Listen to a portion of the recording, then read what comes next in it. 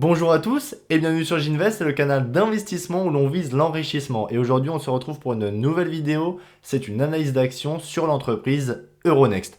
Alors, pourquoi j'en parle? Déjà, j'ai ouvert une position dans cette entreprise début décembre dernier et je souhaite la renforcer pour arriver à 8 à 10% de pondération de mon portefeuille. Et selon moi, elle a un bon potentiel de croissance sur le long terme.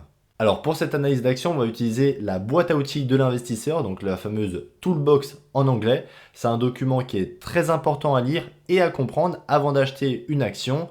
C'est un document qui est sous forme généralement de slides, donc c'est assez simple et ludique à lire. Et franchement, je vous encourage à tous de le faire quand vous analysez une entreprise. Alors sans plus tarder, commençons par le sommaire de la vidéo. Dans un premier temps, nous verrons Euronext, donc du passé au présent, son histoire. Ensuite, nous ferons l'analyse fondamentale, donc ce qu'elle est et ce qu'elle fait.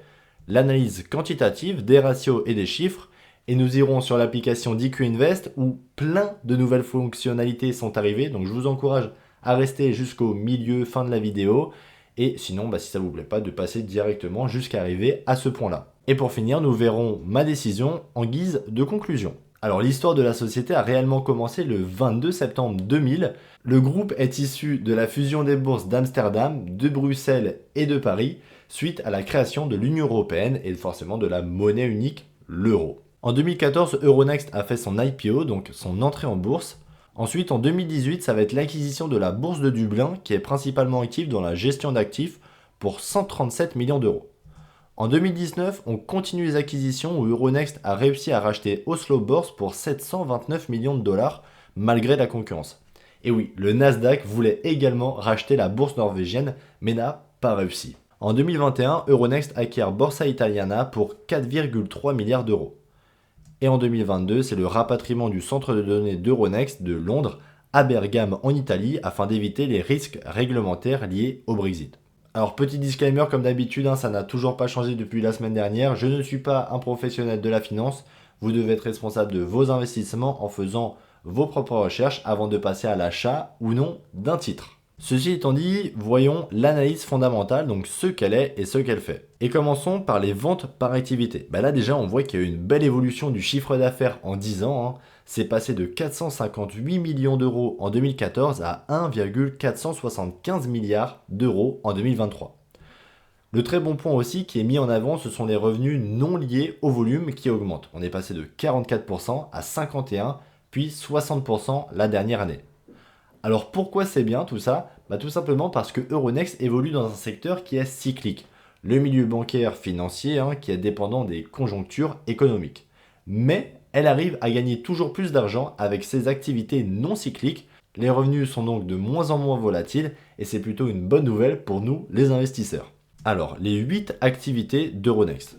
Donc la première activité, ça va être le trading qui va représenter 33% du chiffre d'affaires d'Euronext et le trading va aussi être la partie la plus volatile de son chiffre d'affaires.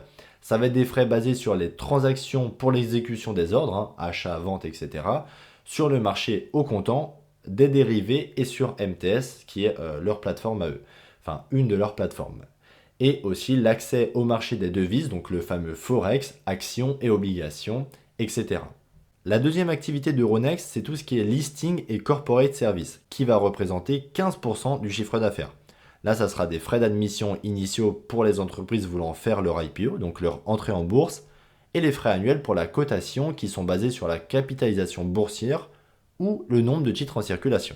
La troisième activité, ça va être tout ce qui va toucher à la technologie et solutions. Ça va être 8% du chiffre d'affaires et ça va compter les frais de licence pour les logiciels comme Optic ou MTF par exemple. Ça va être aussi les services informatiques pour les opérateurs de marché, donc les traders, et services de connexion au centre de données principalement. La quatrième activité, c'est tout ce qui va être Advanced Data et Services, 15% du chiffre d'affaires, et les frais sont basés sur l'accès aux données en temps réel pour les investisseurs, des frais de licence pour les institutions financières et des frais pour le calcul d'indices par des tiers. Pour ce qui est du Custody and Settlement, donc compensation et règlement livraison, c'est 17% du chiffre d'affaires et ça va être des frais basés sur le nombre d'instructions de règlement à travers les CSD, donc Central Securities Depositories. Alors la dernière activité, c'est le clearing à 8% du chiffre d'affaires et là ça va être des frais de compensation, les revenus nets générés par les activités de CCP, chambre de compensation, hein, et les accords de partage des revenus avec LCH. Pour ce qui est des ventes par région, eh ben on voit il y a 33% du chiffre d'affaires qui est généré en Italie, bon, suite à l'intégration de Borsa Italiana, 26% en France, 13% en Norvège, 12% aux Pays-Bas, le Danemark va représenter 5% du chiffre d'affaires et le reste ça va être les autres pays à 11%. Alors là, nous voyons que Euronext est bien diversifié géographiquement en couvrant quasiment tous les pays européens, ce qui est plutôt une bonne nouvelle. Alors voyons maintenant un peu les forces d'Euronext et j'en ai compté 3. Et pour moi, la première force, c'est que Euronext, c'est le plus grand groupe boursier d'Europe qui gère plusieurs bourses majeures comme le CAC 40, premier indice français, l'AEX, c'est le principal indice néerlandais, le BEL 20 de Belgique, l'ISEC 20 d'Irlande, le PSI 20, l'OBX ou encore le MIB-ESG italien. Ça fait quand même pas mal de bourses tout ça. La deuxième force, ça va tout simplement être sa position de leader sur le marché. Et oui, parce que Euronext est le premier lieu de cotation d'actions en Europe. Avec environ 1900 sociétés cotées, ça va représenter 7100 milliards d'euros de capitalisation boursière au total. Mais c'est pas tout, parce que Euronext c'est aussi le premier lieu de cotation d'obligations dans le monde, avec plus de 57 000 obligations cotées. Euronext c'est aussi le numéro 1 du trading au comptant en Europe, avec 25% des actions négociées. C'est le numéro 1 des plateformes de négociation d'ETF en Europe, avec plus de 3820 ETF répertoriés. Et la dernière force d'Euronext, pour moi, c'est qu'elle a une infrastructure de compensation et de règlement qui est assez solide. Il ne faut pas oublier qu'Euronext opère des contreparties centrales, les CCP, efficaces pour la compensation des transactions, ce qui assure une sécurité et une stabilité des opérations à plusieurs millions, voire centaines de millions d'euros sur les marchés. Alors vous connaissez la musique, si une entreprise a des forces, elle a également des faiblesses, et pas de jaloux, j'en ai compté 3 aussi. Pour moi, déjà, la première faiblesse, c'est qu'Euronext est un pur player européen. Sauf que les entreprises voulant faire leur IPO, donc leur entrée en bourse, ont tendance à préférer des bourses étrangères comme le NYSE ou le London Stock Exchange, où les capitaux sont quand même plus nombreux. Ensuite, la deuxième faiblesse, c'est comme on l'a dit en haut, 40% des revenus d'Euronext sont volatiles et donc ne sont pas récurrents et peuvent diminuer en fonction d'une conjoncture économique difficile. Par exemple, les variations des taux d'intérêt et les conditions de crédit peuvent influencer la demande pour les différents produits financiers. Et la dernière faiblesse, il ne faut pas oublier que Euronext évolue dans un secteur particulièrement risqué, que ça soit opérationnel, réglementaire, technologique. Une panne sur le logiciel optique par exemple, ça peut vite arriver. Alors Euronext, avantage concurrentiel ou pas? Moat ou pas moat? On va voir ça tout de suite. Bon, pas de suspense, j'ai trouvé deux principaux avantages concurrentiels importants et durables selon moi. Le premier, ça va être l'effet réseau et les actifs intangibles. Alors pour le premier avantage concurrentiel, donc l'effet réseau, alors les plateformes de négociation et les chambres de compensation qui offrent la meilleure liquidité pour un produit en particulier, ça peut être des obligations, des actions ou des devises, ça attire généralement plus d'investisseurs, ce qui crée un effet réseau puissant.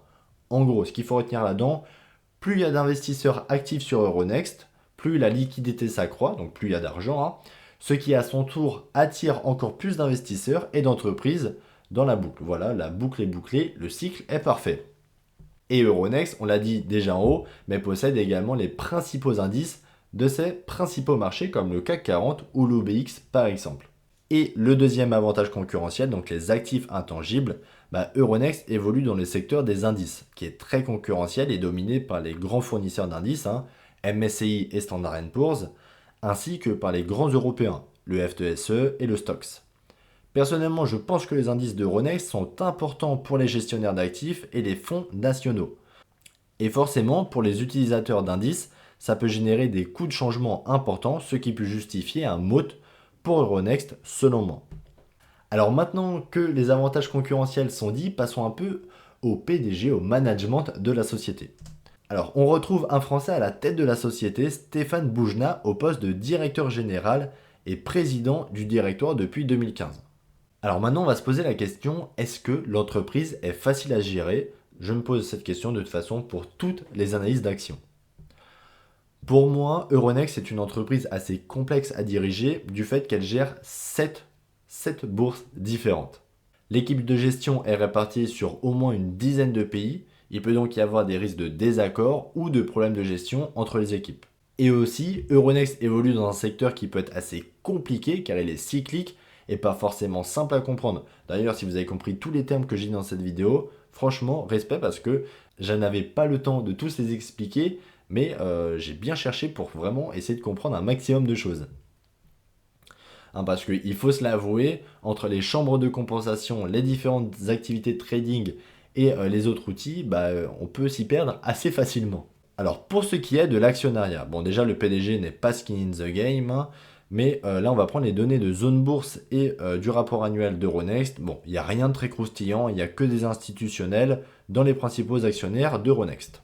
Alors pour ce qui est de l'allocation du capital, bon vous le savez, Euronext est un pur player de la croissance externe par le rachat et de dividendes. Elle a un solide bilan d'acquisition qui a permis de gagner en compétitivité par rapport à ses concurrents. Et pour ce qui est des dividendes, c'est une belle croissance depuis 10 ans. Alors maintenant que la petite mise en bouche des chiffres est dite, passons à l'analyse quantitative des ratios et des chiffres. Alors on se retrouve dans l'application IQInvest, donc il y a plein de nouvelles fonctionnalités, profitez-en, il y a le code encore JINVEST10 qui est disponible, donc 10% de réduction pour les abonnements annuels ou mensuels, profitez-en, franchement vous allez voir, c'est plutôt intéressant.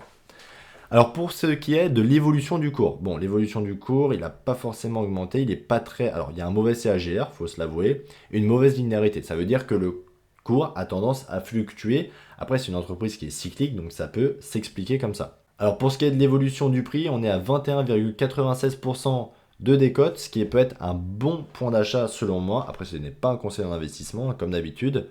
L'analyse quantitative 14 sur 20. Pour vous donner un titre d'exemple, rien à voir avec cette entreprise, mais LVMH a une note aussi quantitative de 14 sur 20. Donc là, on voit une marge brute excellente, 74,97% de marge brute, marge nette 37,04%. Les free cash flow sont bons, ils sont en croissance, la prédictibilité est bonne. La croissance du chiffre d'affaires, on voit ici, elle n'est pas très bonne. Et là, on va voir ça tout de suite.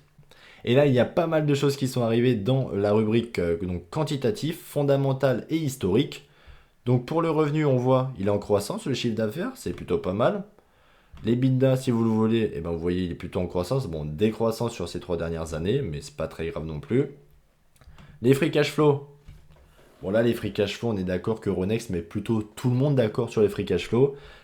Beaucoup d'entreprises rêveraient d'avoir des free cash flow en croissance vraiment impressionnante. On est passé de 134 millions de free cash flow à 751 millions de free cash flow en 10 ans, un peu moins de 10 ans.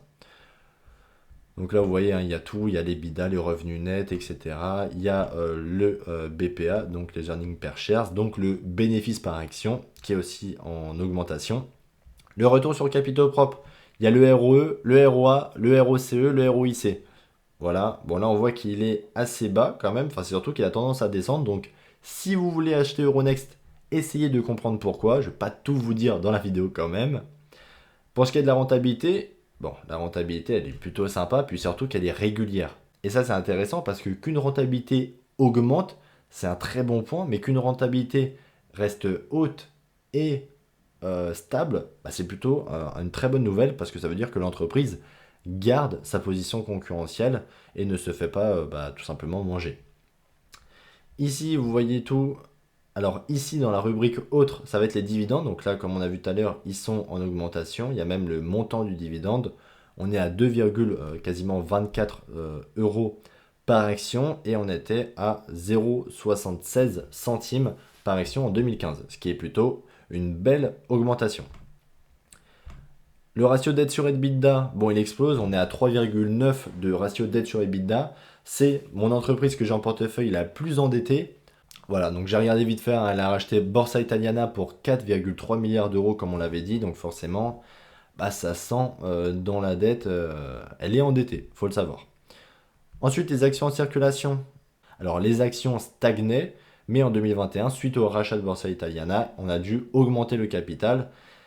Et de maintenant, il commence à descendre, mais petit à petit, je pense que c'est temps que l'acquisition se fasse, etc. Et maintenant, j'espère en tout cas que les actions en circulation vont descendre. Il faudra veiller sur ça. Le rachat d'actions, du coup, il n'y en a pas beaucoup. Donc ça, c'est la partie des dividendes. Là, on a vu la partie des rentabilités. Le fondamental, alors avant, pour ceux qui sont puristes et qui me suivent depuis longtemps, vous voyez, c'était ici, enfin c'était en bas l'analyse fondamentale. Maintenant, elle est ici. Pour moi, je trouve ça mieux. Et là, les amis, c'est historique ce qui se passe. Bon, non, le jeu de mots était nul, je vous l'accorde. Non, en vrai, il y a une nouvelle, il y a un nouvel onglet, donc historique. Et là, bah, c'est pour tous les gens comme moi qui aiment bien faire leurs calculs tout seuls. Vous pouvez tout faire ici. 10 ans. 10 ans d'ancienneté, donc de 2023 à 2014, mais pour toutes les entreprises, c'est ça. Il y a 10 ans de données, le chiffre d'affaires, le ratio, les dépenses, etc. L'EBITDA, le ratio d'EBITDA également, le revenu net. Bref, il y a tout le compte de résultat. Mais c'est pas tout. Il y a aussi le bilan. Donc bilan, actif, passif, les dettes, etc. La trésorerie. Tout est inscrit ici. Et ça, franchement, j'adore. J'adore parce que vous pouvez tout faire vous-même en fait. Si vous n'aimez pas le ROE, le ROCE, etc., bah, prenez vos ratios. Si vous avez des critères d'achat bien particuliers, avec des taux de croissance bien particuliers, etc., parce que je sais qu'il y en a qui suivent vraiment au pied, enfin à la lettre, ce que disait Benjamin Graham dans son livre L'investisseur intelligent, qui est juste derrière. Vous pouvez tout faire ici directement et ça va vous faire gagner énormément de temps parce que d'aller chercher autant de données sur 10 ans, je peux vous dire que c'est une galère. Là, je peux vous dire que c'est l'enfer. Donc bref, vous avez tout, les actifs privilégiés, total des passifs, etc. Donc ça c'est plutôt pas mal. Bah, d'ailleurs si vous voulez regarder, non c'est total de la dette. Bon là la dette elle a explosé. Oh putain, ah ouais elle a vraiment explosé. Et ensuite, donc compte de résultat, bilan et flux de trésorerie. Et oui, pour les plus patients qui sont restés jusqu'à là dans cette vidéo, vous pouvez voir les flux de trésorerie, donc le free cash flow qui est en toute dernière ligne, hein, le flux de trésorerie disponible, où vous voyez bien 134 millions à 751 millions d'euros de free cash flow. Donc on peut dire qu'il est en augmentation. Le revenu net, voilà, on est passé de 162 millions à 513 millions d'euros. Alors je voulais pas faire une vidéo très longue, donc l'analyse quantitative va pas durer énormément de temps, mais vous voyez bien qu'avec le logiciel, enfin avec l'application, on peut tout faire, on peut tout calculer. Ce qu'il faudra bien regarder, c'est les niveaux de dette qui sont pas mal, enfin qui sont assez importants, hein. Le niveau de dette, faudra bien faire attention qu'ils descendent au fur et à mesure, que les rachats d'actions continuent de se faire. Faut pas avoir une entreprise qui dilue les actionnaires du matin au soir. Donc bien faire attention à tout ça. Ensuite, ce que j'aime bien faire dans les analyses d'actions, c'est regarder par rapport à ses concurrents. Donc là, Euronext, ça va être MSCI, Standard & Poor's, Deutsche Börse et London Stock Exchange principalement. Donc là, on voit bien que Euronext a quand même un peu du mal face à des mastodontes comme MSCI et Standard & Poor's. Je précise que le graphique est en 5 ans et en total return. Donc ça veut dire que les dividendes sont réinvestis.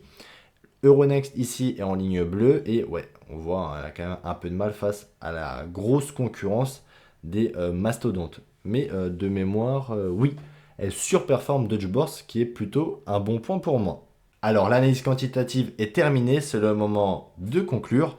Donc pour moi, Euronext, c'est une entreprise très bien implantée sur le marché européen, avec une position de leader. Attention tout de même, car 40% de son chiffre d'affaires est dépendant à la conjoncture économique. Donc attention tout de même, car 40% de son chiffre d'affaires est dépendant à la conjoncture économique. Donc si le marché va baisser, et forcément qu'il baissera un moment, hein, on est bien d'accord, et ben son chiffre d'affaires, il y a de grandes chances qu'il baisse également. Donc il faut le savoir, il faut s'y préparer, et il faut faire attention que ça ne soit pas trop volatile non plus d'année en année.